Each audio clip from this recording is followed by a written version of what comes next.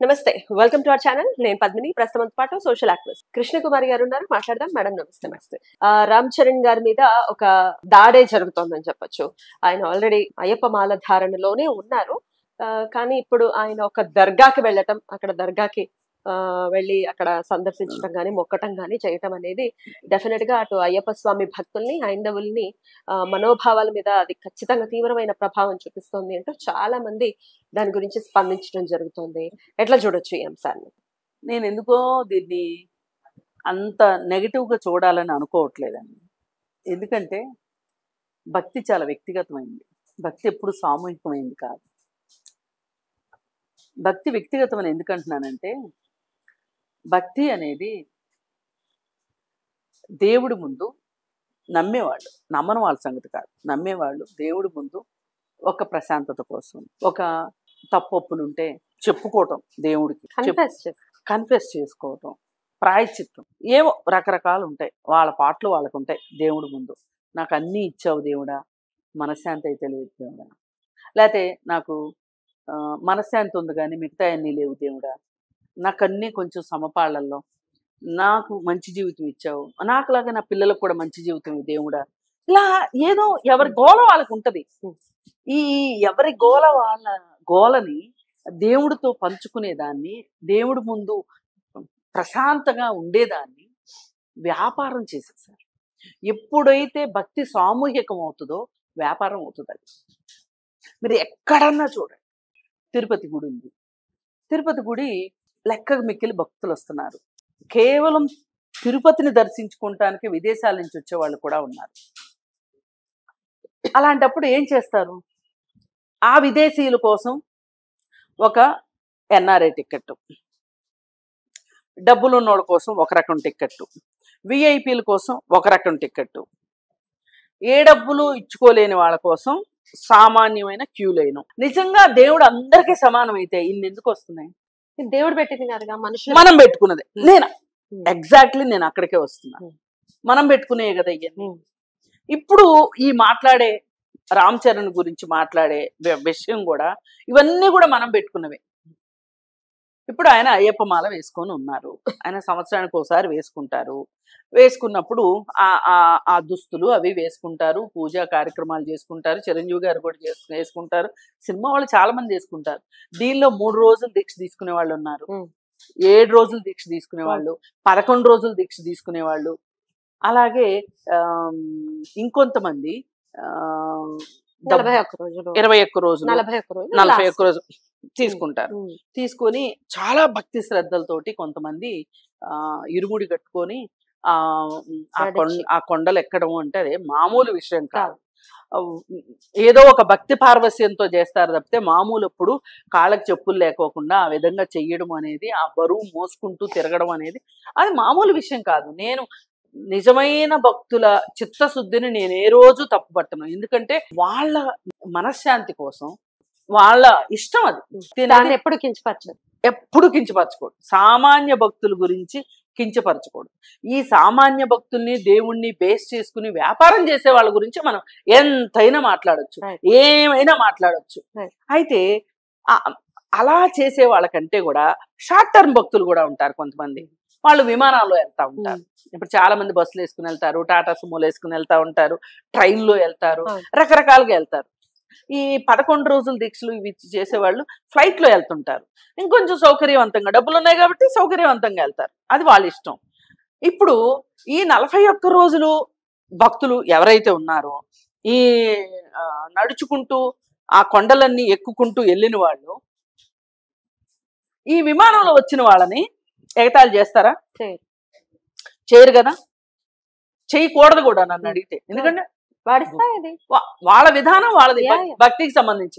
వీళ్ళ విధానం ఇది, ఏమి ఎగతాళి చేయకూడదు. అట్లాగే రామ్ చరణ్ కూడా ఆయన దీక్ష తీసుకున్న సందర్భంలో అలా వెళ్తున్న ఇదిలో ఆయనకి ఆ దర్గా మీద, నెల్లూరు దర్గా మీద, పెద్ద దర్గా మీద నమ్మకం ఉంది.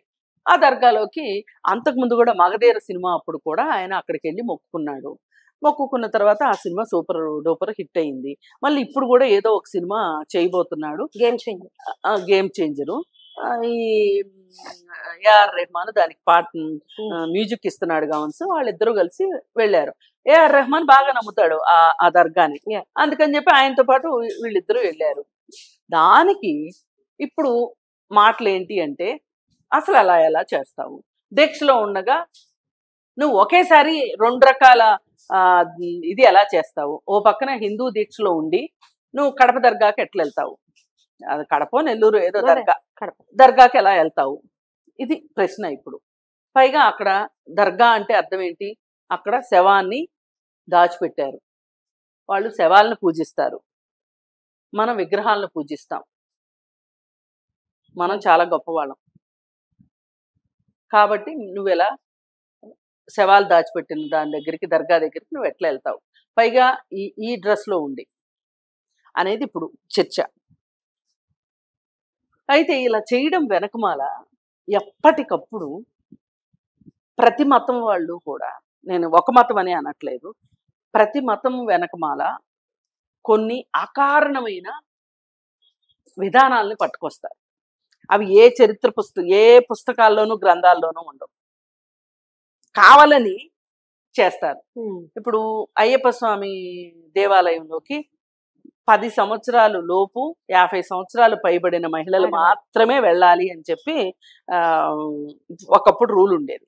దాన్ని బ్రేక్ చేస్తూ సుప్రీంకోర్టు తీర్పు ఇచ్చింది. ఆ సందర్భంగా ఎవరైనా ఈ 10 సంవత్సరాలు 50 సంవత్సరాల లోపు వాళ్ళు వెళ్తే చాలా గొడవలు చేశారు. ఈ గొడవలు పెట్టడానికి కూడా కారణము, ఆ తీర్పు ఇప్పించుకోవడానికి కూడా కారణం ఏంటి అంటే, అక్కడ కేరళలో పరిపాలన చేస్తున్న కమ్యూనిస్ట్ పార్టీ పరిపాలనని ఇబ్బందుల్లో ఇబ్బంది పెట్టడం కోసమే ఆ గొడవంతా చేశారు అప్పుడు.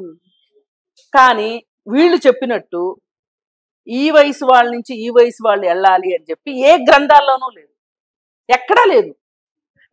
ఇప్పుడు వాళ్ళు ఏమన్నారు, సుప్రీంకోర్టు ఏమందంటే, ఆ తీర్పు ఎంత వివాదాస్పదమైందైనా అది వేరే విషయం. ఏమంది అంటే, మీరు ఈ రూల్ పెట్టడానికి మీరు ఏ గైడ్ లైన్ ఫాలో అయ్యి ఏ పుస్తకంలో ఉన్నదాన్ని చూసి మీరు ఫాలో అవుతున్నారు, ఇది కేవలం మాటగా చలామణిలోకి వచ్చిందా, లేదు ఏదైనా గ్రంథంలో ఉందా అని అడిగారు. గ్రంథంలో లేదు అని చెప్పి వాళ్లే సమాధానం ఇచ్చేశారు కోర్టుకి. అలాంటప్పుడు కోర్టు ఆ విధంగా ఇచ్చింది. ఇప్పుడు అలాంటి వివాదమే ఇప్పుడు ఇది కూడా.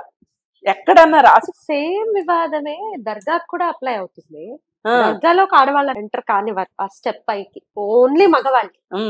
దాని పైకి ఎక్కే అసలు ఎక్కడనే ఉంటుంది, అసలు అది రూల్డ్ అవుట్. ఇంకా సేమ్ అదే ఉంది దీనికి కూడా. అదే విషయంలో సుప్రీంకోర్టు జోక్యం చేసుకోలేదు. దేని విషయంలో? దర్గా విషయంలో. ఎందుకని ఆడవాళ్ళు ఎక్కకూడదు, ఆడవాళ్ళు కూడా ఎక్కుతారు. అక్కడ ఎలా ఉంటాయి అంటే, మగవాళ్ళు ఒకవైపు ప్రార్థన చేసుకోవచ్చు దర్గాలోకి, మసీద్ వైపుకి, మసీద్ దగ్గరికి ఆడవాళ్ళకి నో ఎంట్రీ. అట్లా కాదు. ఇప్పుడు మీరు అదే గమనించాల్సిందే. అక్కడ ఏమవుతుందంటే ద్వారాలు వేరేగా ఉంటాయి, పెళ్లిళ్ళు కూడా అలాగే ఉంటాయి వాళ్ళకి. మీరు గమనించే ఉంటారు, పెళ్లిళ్ళు ఎలా ఉంటాయి, అసలు అసలు ఫోటో షూట్స్ కూడా ఉండవు వాళ్ళకి. అది వాళ్ళ కల్చర్. దర్గాని ఆడవాళ్ళు ముట్టుకోవడానికి లేదు. నేను కూడా దర్గాకి వెళ్ళిన అనుభవం ఉంది కాబట్టి చెప్తున్నా. స్టెప్ ఒకటి ఉంటుంది కదా, స్టెప్ దాటి వెళ్ళడానికి, ఆ దర్గాని ముట్టుకోవడానికి లేదు. వాళ్ళు చాలా దూరంగా ఉండి ఒక ఎలా చెప్తారు, ఒక విండో లాగా ఉంటుంది, ఆ విండో దండం పెట్టుకుంటూ ఉంటారు అంతే. మగవాళ్ళైతే అక్కడికి వెళ్ళి, మగవాళ్ళైతే వెళ్ళొచ్చు, స్టెప్ ఎక్కచ్చు, దాన్ని దండం పెట్టుకోవచ్చు, ముట్టుకోవచ్చు, everything you can do. Step ఎక్కడానికి లేదు. సేమ్ థింగ్ ఇక్కడ కూడా. So it is everywhere. నా దృష్టిలో మతాలన్నీ ఒకటేనండి. అన్ని మతాలు మహిళ పట్ల వివక్షతే ఉంది, అన్ని మతాలు. ఇప్పుడు రామ్ చరణ్ విషయం మాట్లాడుకుంటున్నాం కాబట్టి స్త్రీల వివక్షత గురించి నేను మాట్లాడలేదు. ఏ మతము స్త్రీకి స్థానాన్ని ఇవ్వలేదండి, సరైన స్థానాన్ని ఇవ్వలేదు. అయితే ఇప్పుడు మనం ఈ విషయాన్ని ఎలా చూడాలి అంటే, దాడి అయితే జరుగుతుంది, అది ఒక మత సామరస్యంగా ఎందుకు చూడకూడదు మనం? ఏమవుతుంది? ఏమవ్వదు. మనం అనవసరంగా గింజుకోవడము, మనం అనవసరంగా అసంకల్పిత ప్రతీకార చర్యలకు పూనుకోవడం తప్పితే అవసరం లేదు. ఇంత వెళ్ళినంత మాత్రాన ఏమవుతుంది? పూర్తిగా వ్యక్తిగతం. అది వ్యక్తిగతం, దీన్ని అనవసరంగా సామూహికం చెయ్యొద్దు. ఇప్పుడు మీకు అలా వెళ్ళడం ఇష్టం లేదు, మీరు వెళ్ళకండి. అతను దాన్ని తెలియక వెళ్ళాడో తెలిసి వెళ్ళాడో, అంత ఆలోచన వచ్చిందో లేదో ఆ క్షణంలో అది అసలు అది రూట్ మ్యాప్ లో ఉందో లేదో కూడా తెలియదు, అనుకోకుండా జరిగింది, వెళ్ళాడు. సరే ఏది ఏమైనా వీళ్ళకున్న అసలు బాధ ఏంటి అంటే హిందువుల గుళ్ళలోకి వేరే మతస్థులు రానివ్వరు, సాటి హిందువులు కూడా రానివ్వని ప్రదేశాలు ఈ రోజుకి ఉన్నాయి. నోట్ దిస్ పాయింట్ అండి. మొన్నటికి మొన్న అగ్రకులాలు వెళ్లే గుళ్ళోకి కింది కులాల వాళ్ళు వస్తామంటే మీరు మా గుడికి రావడానికి వీల్లేదు, మీరు వస్తే మేము ఇక్కడ సంప్రోక్షణ చేసుకుంటాము అని అంటే వాళ్ళు వేరే వాళ్ళ పల్లెలో వాళ్ళు గుడి కట్టుకున్నారు. వాళ్ళు హిందువులే, వాళ్ళేమో క్రిస్టియానిటీలోకి మారలా. అసలు క్రిస్టియానిటీలోకి మారిన వాళ్ళు ఈ గుడికి రావాలని చూడరు. అసలు వాళ్ళకి చాలా నియమనిష్టలు ఉంటాయి. అసలు వీళ్ళు ప్రసాదాలే తినరు వాళ్ళు. నెక్స్ట్ లెవెలా ఏ లెవెల్ అనేది కాదు నా ఉద్దేశం. ఇక్కడ మీరు హిందువులు సాటి హిందువుల మీదే మీకు ఏ ఏరియా కాదు అసలు. ఈ అంశం ఎక్కడ జరిగింది అని రాజమండ్రిలోనే ఎక్కడ పేపర్లో వచ్చింది, లేకపోతే నాకు మాత్రం ఎట్లా తెలుస్తుంది? పైగా ఇది మన దేశంలో ఉంది అనడానికి తార్కాణం ఏంటంటే ఒకప్పుడు దేవాలయాల్లోకి హరిజనుల ప్రవేశం గురించి చట్టమే చేశారు. హరిజనులు హిందువులు కాకుండా పోలే, హిందువులే వాళ్ళు. కాకపోతే వాళ్ళు వీళ్ళ దృష్టిలో తక్కువ కులాల వాళ్ళు, శూద్ర కులానికి చెందిన వాళ్ళు. మరి మనమే మన హిందువుల్ని క్రైస్తవ మతానికి దగ్గర చేసాం నన్ను అడిగితే. అసలు వీళ్ళు గుళ్ళల్లోకి రానిస్తే వీళ్ళు గనక మనం అందరం ఒకటే హిందువులమే అనుకుంటే గనక అసలు క్రిస్టియానిటీ ఇంత డెవలపే అయ్యేది కాదు. ఇప్పుడు మళ్ళీ మనం ఏంటి ఎదురుదాడి చేస్తాం వాళ్ళ మీద. అందుకే కేరళలో ఒక ఉద్యమం వచ్చింది తెలుసా అండి, అసలు మిమ్మల్ని గుళ్ళోకి రానివ్వలేదా, మీ పల్లెలో మీరే గుడి కట్టుకోండి. అలా ఒక ఆయన పిలిపించి కేరళలో దాదాపు 2000 గుళ్ళు ఉన్నాయి, ఇట్లాంటి గుళ్ళు. మీరు కావాలంటే మా గుడికి రావచ్చు అని చెప్తారు వాళ్ళు. పైగా అంటే ఇలా ఎందుకు సపరేట్ గుళ్ళు వచ్చినాయి చెప్పండి? ఇవాళ భక్తి ఎంత వేలం వెళ్ళి అయిపోతే మేము మతాన్ని రక్షించుకుంటున్నాం అనే పేరుతోటి విభజనలు ఎక్కువైపోతున్నాయి. ఇప్పుడు సందుకు ఒక గుడి, ప్రతి కాలనీకి 1-2 గుళ్ళు. బడి సరిగా ఉండదు కానీ గుడి మాత్రం ఉంటది. అందుకే నేనేమంటున్నా అంటే అసలు మీరు ఇలా అనుకోకుండా జరిగిన ఘటనలు పట్టుకుని వేలాడి తోకలు పట్టుకుని వేలాడే కన్నా మన హిందూ మతాన్ని మనం రక్షించుకోవాలి అంటే మనం ఏం చేస్తే మన హిందువులందరూ ఐక్యంగా ఉంటారు అనేది చూడండి తప్పితే పరమతం మీద దాడి చేసినంత మాత్రాన మీలో ఐక్యత వస్తుంది అని అనుకోవద్దు. అది నా ఉద్దేశం. అలాగే రామ్ చరణ్ ని కూడా అనవసరంగా ఇచ్చేయాల్సిన అవసరం లేదు. అతను ఏదో